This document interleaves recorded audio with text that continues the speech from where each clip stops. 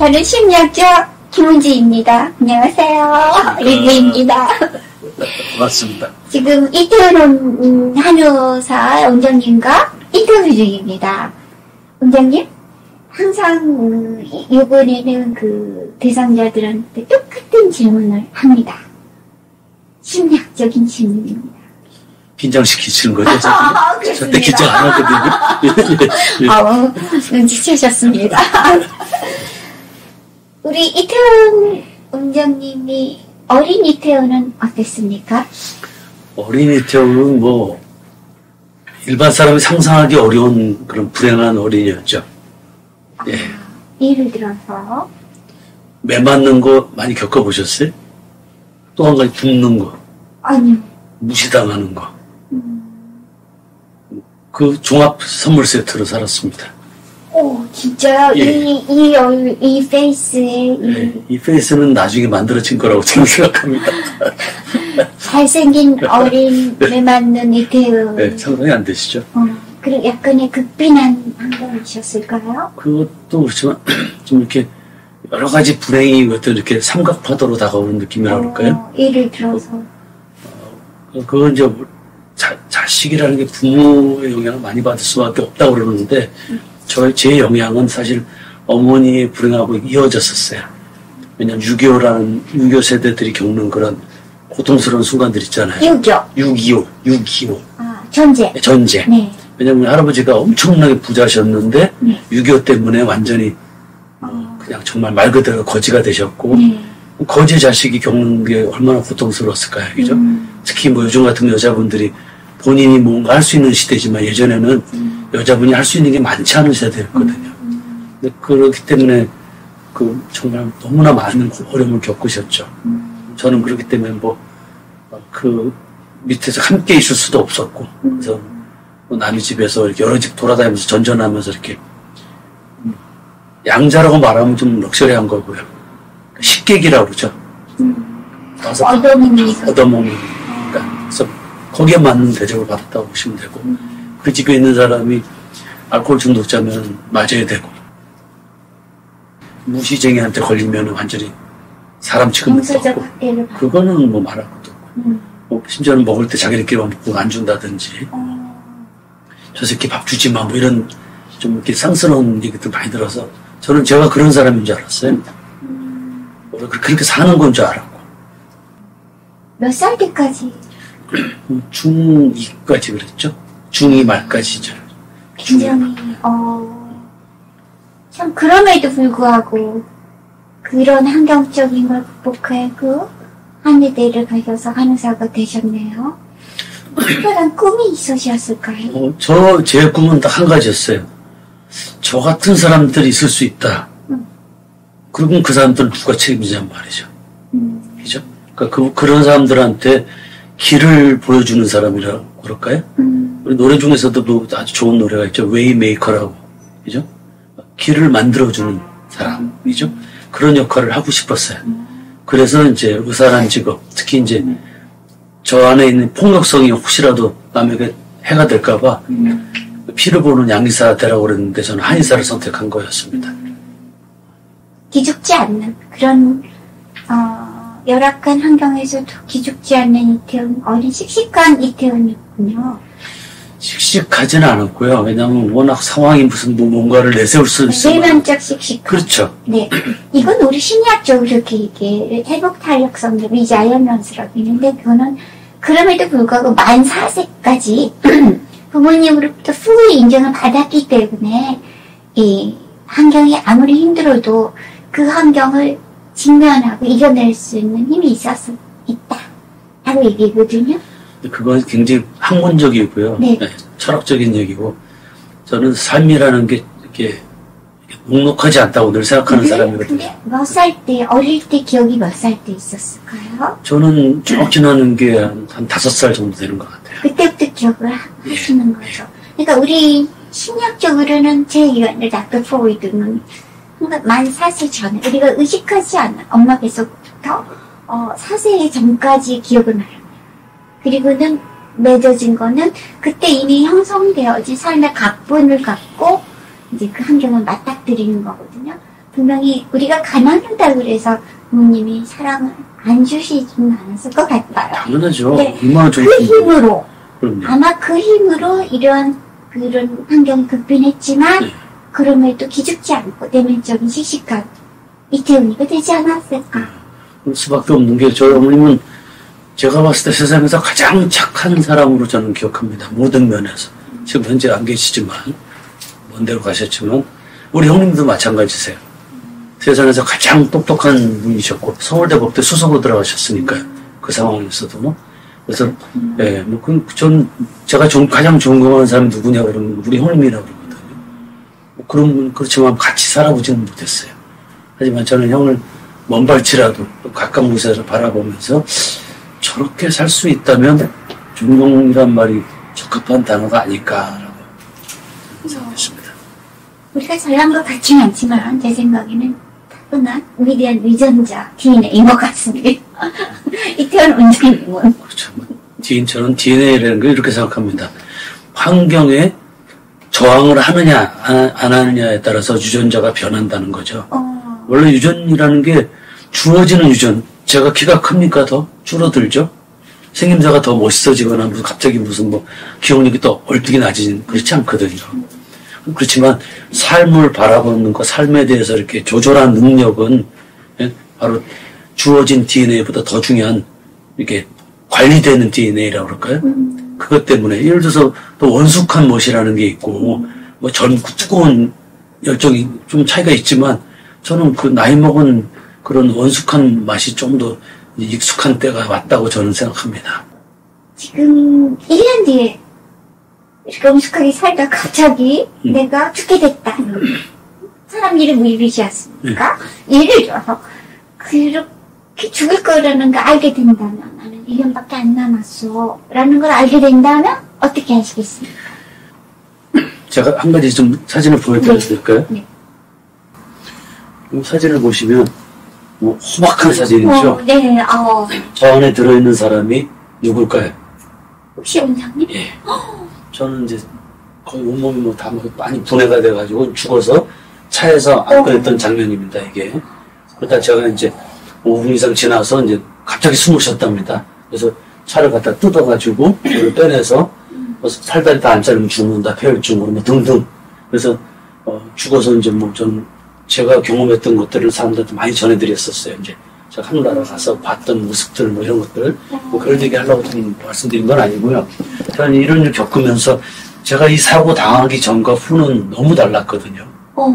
저는 누구보다 체력에 자신 있었어요. 체격이 크거나 운동선수를 지망했을 정도로 어떤 이렇게 끈기라고 그럴까요? 그건 강했어요. 근데 순발력도 좋은 편이었고 집중력도 좋은 편이었는데 이후로는 아무것도 할 수가 없었어요. 아무것도. 제대로 걷는 것도 어렵고, 마비돼 있고, 다 분해돼 있었으니까. 그래서 재활하는 것만도 기적이라고 그랬는데, 저는 이런 일 겪으면서 한 가지 배운 거 있죠. 뭐냐면, 삶이 찰나구나.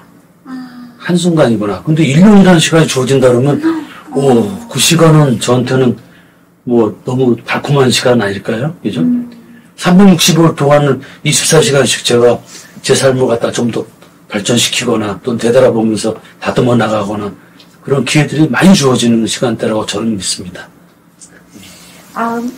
갑자기 제가 좀 뭉클해지는, 삶이 찰나이다. 라는 말씀을, 우리 이 순간을 이렇게 살려고 살아보는데, 이 찰나일 때 어떤 걸 가져야 할까요? 저는 그럴 때 필요한 게 사랑이라고 생각해요. 무슨 드라마나 영화나 많이 나온 얘기일지 모르지만 그 사랑이라는 게 무슨 남녀 간의 뜨거운 그런 것도 있지만 인간 그렇죠. 사람이기 때문에 스윗 하트라고 그러죠. 스윗 하트. 가슴 속에서 일어나는 이 따뜻한 이 감정들 사랑의 마음들 이런 것들이 좀 더 그거 갖다 멀리서 바라보고 사랑이라고 그러지 않을까요? 그죠? 네. 바라보는 시각도 따뜻하고 만지는 손도 따뜻하고 나눠줄 때도 행복해할 수 있는 아까워하지 않으면서 그런 것들을 합쳐서 사랑이라고 저는 생각하거든요. 그래서 그거 하나만으로도 충분할 것 같다고 저는 생각합니다. 사랑으로의 매 순간을 이 찰나 같은 삶을 사랑으로 인간의 마땅히 갖고 있는 그 사랑이라는 본성으로 살아가는 것이다. 라고 나는 지금 이런 경험적인 걸 통해서 이렇게 살아갈 것이다.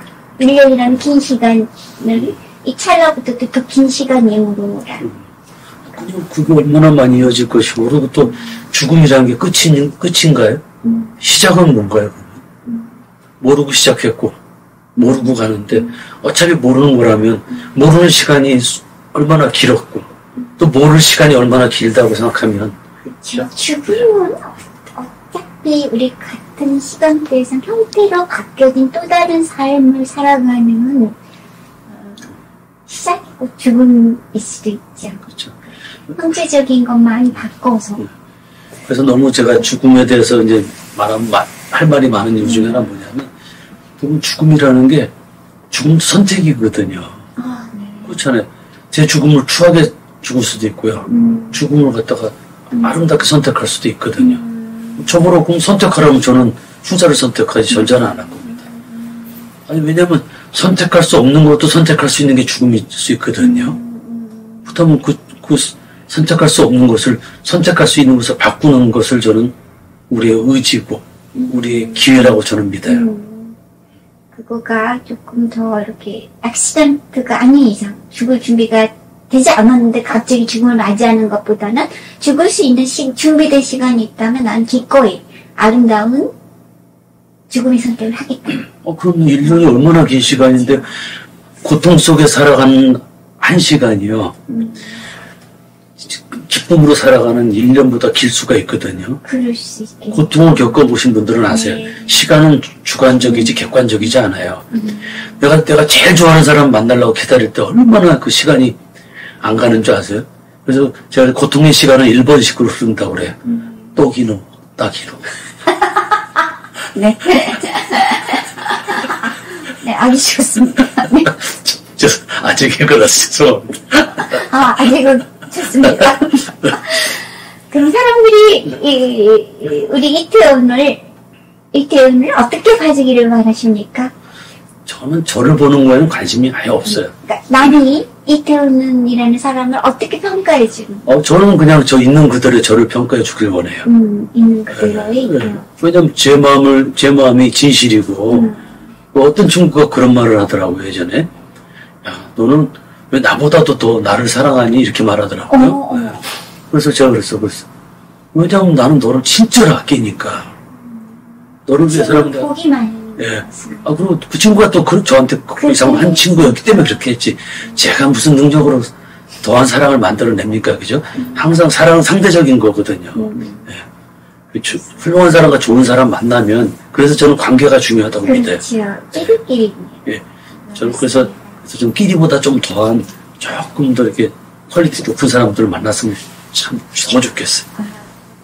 많이 만나고 있긴 하지만. 네. 그러면은, 인생 살아가는 데 있어서 이제 그래도 거의 60이 되면 6년을 기준점으로 조금 중간 이상은 사셨잖아요. 네.